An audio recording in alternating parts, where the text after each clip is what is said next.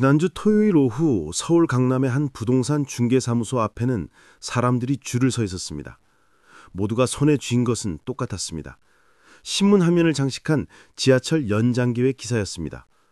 50대 중반의 한 남성은 아내와 함께 그 기사를 들고 서 있었습니다. 그의 손은 미세하게 떨리고 있었습니다. 30년 모은 돈 전부를 이것에 쏟아부으려는 순간이었기 때문입니다. 그런데 여러분, 이 남성이 알지 못했던 한 가지 사실이 있습니다. 그가 들고 있던 그 교통호재는 실현 가능성이 거의 없는 계획이었다는 것입니다. 부동산을 알아보다 보면 누구나 한 번쯤 듣게 됩니다. 여기 곧 전철 들어온다더라, 저기는 고속도로 나온다더라, 이런 이야기 말입니다. 그런데 이런 교통호재 중 절반 이상은 실제로 이루어지지 않습니다. 오늘 이 이야기를 끝까지 들으신다면 여러분은 진짜 교통호재와 가짜 교통호재를 구분하는 눈을 갖게 되실 겁니다. 첫 번째 장, 교통호재라는 환상. 우리는 모두 압니다. 교통이 편리한 것에 집값이 비싸다는 것을 말입니다. 지하철역에서 걸어서 10분 거리와 30분 거리의 아파트 가격은 천지 차이입니다. 그래서 사람들은 교통호재에 목을 맵니다. 지금은 외곽이지만 곧 교통이 좋아질 곳, 그런 곳을 찾아 먼저 투자하려고 합니다. 경기도 어느 신도시의 이야기입니다. 이곳에는 10년 전부터 지하철이 들어온다는 소문이 들어왔습니다. 처음에는 단순한 소문이었습니다. 그러나 지역 신문에 기사가 났습니다. 시의원이 공약으로 내세웠습니다. 건설사 분양 광고에도 당당히 들어갔습니다. 예비 타당성 조사를 통과했다는 소식도 들려왔습니다.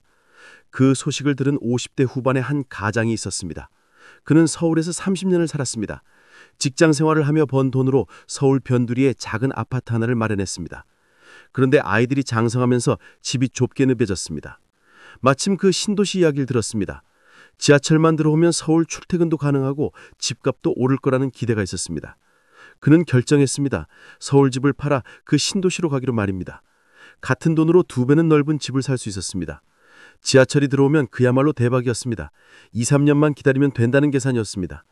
그런데 2, 3년이 지나도 지하철은 오지 않았습니다. 5년이 지나고 7년이 지나도 마찬가지였습니다. 예비 타당성 조사는 통과했지만 본 타당성 조사에서 경제성이 낮다는 판정을 받았습니다. 사업은 무기한 연기되었습니다. 그 가장은 지금도 그곳에 살고 있습니다. 서울로 출퇴근하는 자녀는 매일 2시간씩 차를 타고 이동합니다.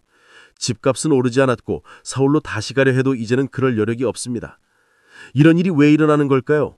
교통호재는 대체 무엇이고 왜 그중 절반은 실현되지 않는 걸까요? 두 번째 장, 교통호재의 단계들. 교통호재에도 단계가 있습니다. 이 단계를 모르면 초기에 막연한 계획을 확정된 사실처럼 받아들이게 됩니다. 가장 첫 단계는 구상입니다.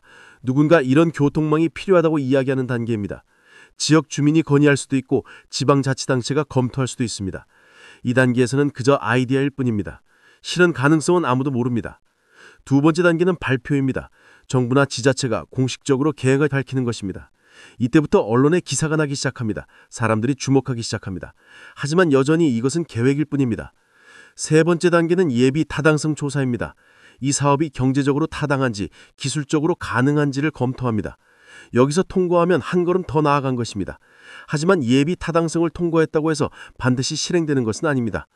네 번째 단계는 본 타당성 조사와 기본 계획 수립입니다. 더 정밀한 검토가 이루어집니다. 노선은 어디로 할 것인지, 역은 몇 개를 만들 것인지, 예산은 얼마나 필요한지 구체화됩니다. 다섯 번째 단계는 예산 확보입니다. 아무리 좋은 계획이라도 돈이 없으면 실행할 수 없습니다. 국가 예산에 반영되어야 하고 여러 해에 걸쳐 배정받아야 합니다. 여섯 번째 단계는 착공입니다. 실제로 공사가 시작되는 것입니다. 이제야 비로소 눈에 보이는 변화가 생깁니다. 마지막 단계는 개통입니다. 실제로 운행이 시작되는 것입니다. 문제는 이 모든 단계를 거치는데 10년에서 20년이 걸린다는 것입니다. 그리고 중간에 어느 단계에서든 무산될 수 있다는 것입니다. 인천의 한 지역 이야기입니다. 이곳에는 15년 전부터 경전철 계획이 발표되었습니다. 예비 타당성도 통과했습니다. 기본 계획도 수립되었습니다. 그런데 예산 확보에서 막혔습니다. 국가 재정이 어렵다는 이유였습니다. 몇 년을 기다렸지만 예산은 배정되지 않았습니다. 결국 이 계획은 백지화되었습니다. 그 지역에 집을 산 사람들은 어떻게 되었을까요? 경전철이 온다는 기대로 프리미엄을 주고 산 집들은 호재가 사라지자 가격이 떨어졌습니다. 10년을 기다린 사람들의 실망은 말로 표현할 수 없었습니다. 세 번째 장, 가짜 호재를 만드는 사람들. 더 안타까운 것은 의도적으로 가짜 호재를 만드는 사람들이 있다는 사실입니다. 분양을 앞둔 건설사는 주변 교통호재를 적극 홍보합니다. 설령 그것이 아직 구상 단계에 불과하더라도 말입니다. 분양 광고에는 지하철 노선도가 그려집니다. 역까지의 거리가 표시됩니다. 아직 확정되지 않은 계획인데도 마치 곧 실현될 것처럼 보입니다. 부동산 중개업자도 마찬가지입니다. 매물을 팔아야 하는 그들에게는 교통호재가 최고의 판매 도구입니다. 들은 소문을 마치 확정된 사실처럼 이야기합니다. 심지어 없는 이야기를 지어내는 경우도 있습니다. 지역 정치인들도 한몫합니다. 선거철만 되면 교통호재 공약이 쏟아집니다. 지하철을 연장하겠다, 고속도로를 내겠다, 철도를 신설하겠다는 약속들입니다. 당선되고 나면 실현 가능성을 따지기 시작합니다. 예산이 없다, 타당성이 낮다는 이유로 공약은 화지부지됩니다. 경기도의 한 소도시의 이야기입니다. 시장 선거에서 한 후보가 서울 연결 고속철도 유치를 공약으로 내세웠습니다. 주민들은 열광했습니다. 그 후보는 당선되었습니다. 하지만 당선 후 조사해보니 그 고속철도 계획은 정부 계획이 아예 없는 노선이었습니다. 단지 지역 발전을 위해 건의하겠다는 의미였을 뿐입니다. 그 도시에 미리 땅을 산 사람들이 있었습니다. 고속철도역이 들어선다는 소문이 퍼지면서 땅값이 올랐습니다. 하지만 진실이 밝혀지자 땅값은 제자리로 돌아왔습니다. 높은 가격에 산 사람들만 손해를 보았습니다. 네 번째 장, 진짜 호재를 구별하는 법. 그렇다면 어떻게 해야 진짜 교통호재를 알아볼 수 있을까요? 첫째, 공식 문서를 확인해야 합니다. 국토교통부나 지자체의 공식 홈페이지에 교통계획이 올라옵니다. 국가교통계획, 광역교통계획, 도시교통정비계획 같은 문서들입니다. 이런 공식 문서에 포함된 계획이라면 최소한 정부가 검토는 하고 있다는 의미입니다. 둘째, 예비 타당성 조사 통과 여부를 확인해야 합니다. 한국개발연구원에서 실시하는 이 조사는 사업의 실현 가능성을 가늠하는 중요한 지표입니다. 통과하지 못한 사업은 실현 가능성이 낮습니다. 셋째, 예산 배정 여부를 봐야 합니다. 기획재정부의 예산안에 해당 사업이 포함되어 있는지 확인하는 것입니다. 예산이 배정되어야 실제 공사가 시작될 수 있습니다. 넷째, 착공 여부가 가장 확실한 지표입니다. 실제로 공사가 시작되었다면 이제는 거의 확실합니다. 물론 공사 중에도 무산되는 경우가 있지만 매우 드뭅니다. 다섯 번째, 완공 예정 시기를 현실적으로 봐야 합니다. 지하철 한 노선을 건설하는 데는 최소 5년에서 10년이 걸립니다. 고속도로도 마찬가지입니다. 내년에 개통한다는 시계말은 이미 착공한 지 한참 된 경우가 아니면 믿기 어렵습니다. 서울 외곽의 한 지역에 최근 지하철이 개통되었습니다. 이 노선의 개확은 20년 전에 시작되었습니다. 예비 타당성 조사를 통과하는 데 5년, 본 타당성과 기본 계획 수립에 3년, 예산 확보에 5년, 공사에 7년이 걸렸습니다. 20년이라는 세월입니다. 초기 계획 발표 때 이곳에 집을 산 사람들이 있었습니다. 그들은 20년을 기다렸습니다. 그동안 자녀들은 성장에 독립했고 자신들은 늙어갔습니다. 지하철이 개통되었을 때 집값은 올랐지만 그들에게 그 의미는 20년 전과는 달랐습니다. 다섯 번째 장, 타당성의 함정. 예비 타당성 조사를 통과했다고 해서 안심할 수 있는 것은 아닙니다. 타당성에도 함정이 있기 때문입니다. 타당성은 경제적 타당성과 정책적 타당성을 봅니다. 경제적 타당성은 비용 대비 편익을 계산합니다. 이 사업을 실행했을 때 얻는 경제적 이득이 투입되는 비용보다 큰지를 보는 것입니다. 정책적 타당성은 지역균형 발전이나 사회적 필요성 같은 것을 고려합니다. 문제는 이 계산이 가정에 비반한다는 것입니다. 미래의 교통 수역을 예측하고 미래의 지역 발전을 가정하고 미래의 경제 상황을 추정합니다. 이 가정이 틀리면 타당성도 달라집니다. 실제로 많은 교통사업이 개통 후 예상보다 적은 수요를 보입니다. 지하철을 만들었는데 사람들이 예상만큼 타지 않습니다.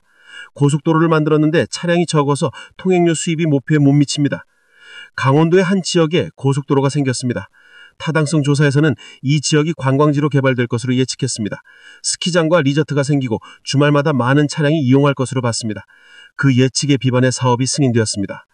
하지만 실제로는 달랐습니다. 관광지 개발은 예상보다 더뎠습니다. 경제 상황이 나빠지면서 관광 수요 자체가 줄어들었습니다. 고속도로는 만들어졌지만 이용객은 예상의 절반에도 못 미쳤습니다. 통행료 수입으로 건설비를 회수하려던 계획은 무산되었습니다. 이 고속도로 인근에 땅을 산 사람들이 있었습니다. 관광지가 개발되고 땅값이 오를 것으로 기대했습니다. 하지만 관광지 개발은 지지부진했고 땅값도 오르지 않았습니다. 10년을 보유했지만 아무 일도 일어나지 않았습니다. 여섯 번째 장, 정치가 만드는 변수. 교통 호재에는 정치적 변수도 큽니다. 정권이 바뀌면 정책이 바뀝니다. 전 정권에서 추진하던 사업이 새 정권에서 백지화되는 경우가 많습니다. 특히 대규모 국책 사업일수록 이런 위험이 큽니다. 수조 원이 투입되는 사업은 정치적 판단이 개입될 수밖에 없습니다.